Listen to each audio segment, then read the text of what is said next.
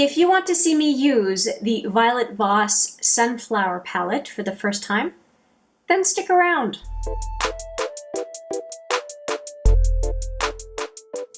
Hi there, it's Hélène and welcome back, or if it's your first time, welcome to HMM Makeup or Makeup. I'm going to play with this little guy from Violet Voss. It's kind of funny because I've gone from a 20 shadow palette to a little guy like this. If you haven't seen the Rust palette, the swatches for that palette, I will put it right there for you as a reference. And this is just kind of a complementary mini palette to the Rust because the Rust doesn't have quite as many yellow shades, and of course this little guy is going to do quite a bit. But I'm not doing swatches in this particular video. What I'm doing is I'm going to do a look, sight unseen, not having swatched anything, and see how it goes. I don't often do that, but I'm in the mood to do that right now. So I've just taken the palette out of the box, and it's very much the same design for the palette. And there are quite a few shades for a small palette. I have done swatches for a pink palette that is this same kind of fun size. I'll put that picture right there as well if you want to click on it and see that video. And here is the palette. I have not touched it, and as you can tell, 6 are pretty much in the yellow family, and then I've got something that's more on the neutral brown side on the other side. Okay, my brushes are clean and I am ready to go, and I'm going to go into, just see, I'm going to go into, oh boy, I'm going to go right into the yellows. I was thinking of this color, but no, I'm going to go bold and go right into the yellows. And this is kind of a golden yellow. And let's just start. I do have a kind of a light beigey brown on my eyes already, but this is going to cover it up very, very quickly. So just going in the crease, and what I love to do the most, the very, very inner lid.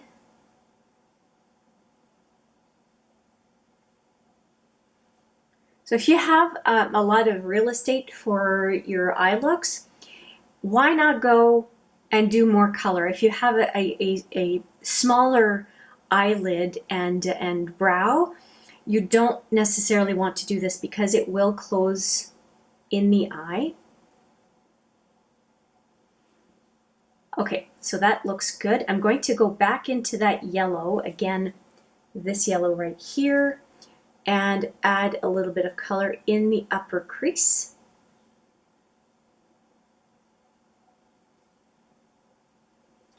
And I'm going to take a different brush and bring that yellow right down. And this would be my angled brush, the brush I usually use for this kind of thing. And I only put the yellow on the one side. And we'll just apply it kind of like eyeliner. And not too low, because I think with yellow it could make me look sickly, and I don't want to do that. Not the best makeup look, to look sickly. Okay, what does this look like? I think that that's a really decent base of yellow. I'm pretty happy with that. And what am I going to go with next? I think that I'm going to deepen the look with this brown. So I'm going to go into that one next. And I'm going to use this pretty dense brush to just kind of stamp on the brown. And the brown is a little, it's a warm brown, but not very warm.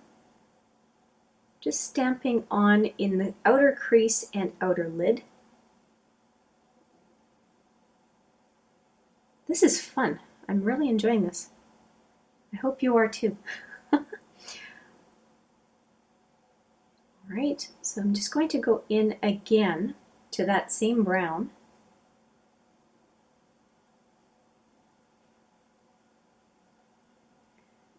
This is really effortless. A number of the colors in this little palette they do make me think of the Rust palette from Violet Voss. I mean, I just swatched it just a few days ago. It's very, very recent. And I have a definite preference for that brand. I mean, it's a really good eyeshadow formula in my opinion. We all have preferences, so if you don't like it, no problem. For my purposes, I really, really like it. Okay, so that is looking pretty easy. That was just a couple of shades. I'm pretty happy with that. Now, what am I going to do next? I think, I think I'm going to go into this light yellow on the inner to 1/3 of the eyelid. And I'm just going to wipe off this angled brush, or am I going to use my multitasker? I think I'll go use my multitasker actually. I'm cleaning this off, but I think I'm going to use the multitasker. So hang on a second. I had to go hunting for it. This is my multitasker. I really quite like it. It's a 3-sided brush. And it is my absolute go-to for inner to up to 2/3 of the lid. And I'm going to go into, yeah, I talked about this lighter shade, so let me just go into that one. The mattes so far are really nice. And here I go. That one might not have the punch it needs. I'm going to just get the corner done and see if I can use my finger to get more color on.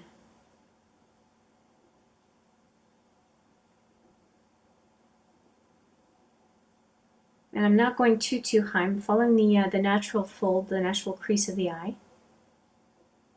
And I'm going to go to my finger now and pick up a little bit more and just press in the matte.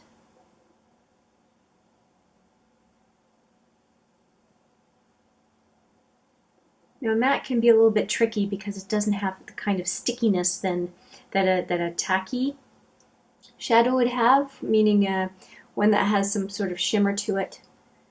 They tend to be more tacky than mattes, obviously. And I'm just going to go in one more time. And let's see how that looks. Okay, it yellowed up pretty reasonably. And I think I'm going to go in now with the sparkly yellow and just enhance it a little bit. I don't want to go with the deep yellow because I think that would overpower the orange. But I should be able to pick up the light gold and get it to apply. It seems to be a little bit problematic. Let me just try my finger. I'm going to see if I can deposit the... Oh, it doesn't seem to be wanting to work all that well.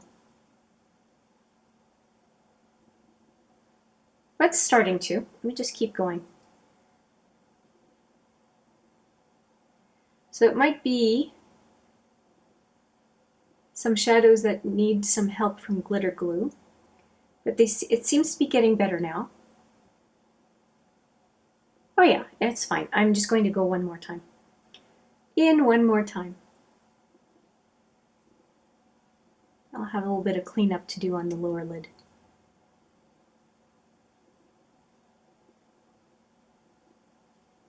Okay. Not bad, and I'm still seeing the brown on the outer lid, so I'm happy about that. That's okay. And I don't mind this look at all. I just need to do a little cleanup on this side. I'm going to use this kind of fluffy brush and just get some of that yellow off, and it looks like it worked really well. That's good. Okay. And I don't really need to do brow bone because I already have something that's quite reflective. I do want to get a little bit more yellow on the very inner lid. It looks like it's lacking. So I'm just going to fill this little spot here that doesn't look quite right.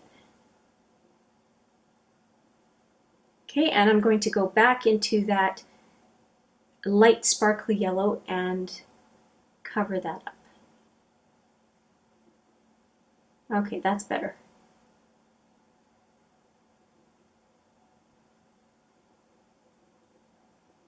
Okay, I'm happier with that. I think that looks pretty good. So let me just finish the look on this one eye, and then I'll go off camera and just replicate it and show you the final look for this arrangement of colors. I'm going to grab a felt tip liner, and I'm going to use the Lise Wattier Fill-In liner. Lise Wattier being a Canadian brand. And let's just do that right away.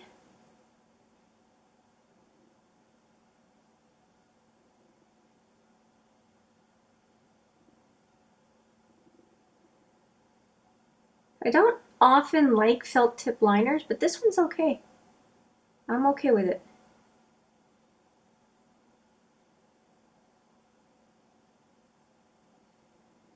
Oh.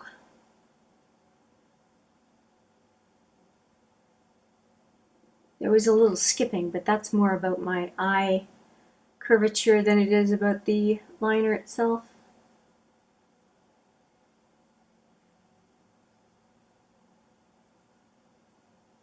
Okay, I'm pretty happy with that, so let's do some mascara. And for the mascara, I just decided to take out my Troublemaker from Urban Decay. And it is a plastic brush. And I often have difficulties with plastic brushes. Let's see how this goes.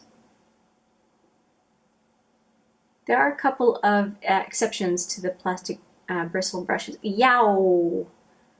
That's what happens to me. I poke my eye. I did make a little bit of a mess of mascara, but if I just let it dry, I can flake it off afterwards. But I have to pay attention here. I don't want to poke my eye again.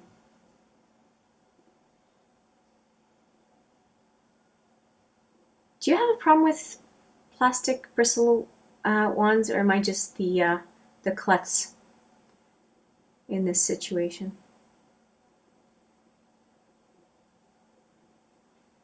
Okay, so this is going a whole lot better now that I've kept a little bit further away from the eye.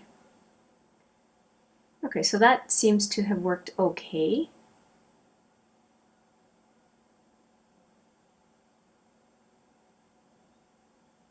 Okay, so if I just ignore the little bits of mascara I have to clean up once it dries, I do like the look on this one eye. So let me, as I said, go off camera and I'll be back with the final look. Okay, this is the final look and I'm actually really, really happy about it. I wasn't sure if the look would end up looking a little sickly, but it doesn't. It doesn't. I think that it looks pretty good in my opinion. And I think that part of it is because I did go with the brown on the outer lid and outer crease. So this brown really helped me balance out the yellows that I used today. So I'm quite happy with having gone with this warm brown. I think that it did a good job, and it's not too yellow. It's yellow where it should be, which is the inner to 2/3 of the lid to just brighten up the look. But I think it went really well. So as far as this palette, I've used 1, 2, 3, 4 colors. So these guys here and this one. Pretty happy about that. That is only what, a quarter of the palette? No, a third. Just over a third of the palette. So pretty happy about that. I do like, as I've said before, the Violet Voss formula. It seems to be fine. I'll see how it wears, obviously, but as far as I can see, I'm pretty happy about it. And not bad as far as a really small size palette to be able to manage 10 shadows in here. And I do have one that is pink, same kind of deal. And I was quite happy with that one. And so to be able to have a second one of these 10 pen minis, I'm really quite happy, and I do feel like it's a compliment to the Rust palette. And let me just take that one out and just take a look at the two color stories for a second if you are curious to see how they complement each other. And I'll admit, I'm curious as well, so this is answering my questions as well. Let's just see if they are redundant or if they are complementary. So I have the Rust palette right here, which I have swatched not that long ago. And there are 5 yellows in the top row. And let's just take a look. I'll do it upside down without dropping it. Okay, so here is the mini, and here is just against that one row from the Rust palette. I'm not seeing any duplicate shades. I'm not. The only one that's close, or looks like it's close, is this matte right here. I don't see anything else that looks similar. So that is great. So if you have the Rust palette and you were thinking of getting this mini or vice versa, there really isn't much as far as any sort of overlap with the yellows, and I did not see any real overlap with the browns, so that's good. Just the one down here at the bottom is that seems to be a matte brown. I'm just going to take one last look here. See if no, there is absolutely no overlap. Maybe this one down here in the middle, the warm and rusty, they look pretty similar. This one underneath and warm and rusty above. Those do look similar.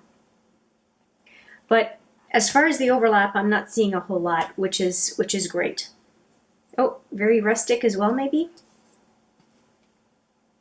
Maybe it might be a stretch. So this very rustic, and this one down here. Oh, is that the one? Yep. It's almost like in between the two. Yeah, there's no, that's not overlap. It's fine. Okay. Not a whole lot that is duplicated in these 2 palettes, so that's great. It would not be redundant. That's good. Is the color story similar? Yes, but what I'm really looking for is, are there duplicate shadows? And what I'm satisfied with is that I would say virtually none. And so that's a good thing, because if you've purchased one or the other, it can be really frustrating if you end up buying another palette and half the colors in the previous palette you had are in the other one. Do you know what I mean? So I can definitely vouch for the fact that they are quite different. And if you do like yellows, most of this palette, 6 out of the 10, I think, are yellows. I think that's not bad at all. Not bad at all. And I am quite happy with the look. I think it looks pretty good. Let me know what you think. With that, I will say thank you so much for watching. I appreciate it every single time. And I look forward to seeing you in the next one. I'll probably be swatching this. So that's it from me. Thank you so much for watching. I appreciate it every single time. And I look forward to seeing you in the next one. But for now, as always, take care. Bye now.